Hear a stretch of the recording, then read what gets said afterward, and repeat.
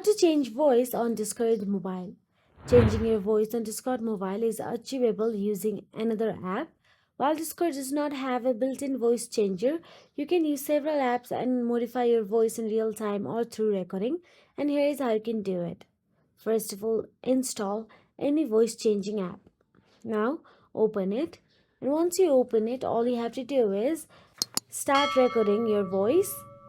It offers a variety of effects like robot, old man, changing the voice to manly, female, or any other effects. You can choose any according to your preferences, or you can also tap on the custom and custom your voice change. Now, once done, so you can simply save it by tapping on the download, or you can tap on the share icon available at the top right. Now, scroll to look for Discord.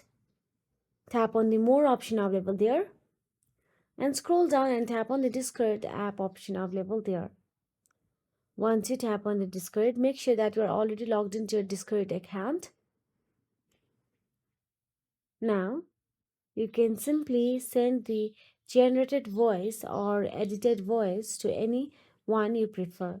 So that is it. If you found this video helpful, please like, share and subscribe, and thank you so much for watching.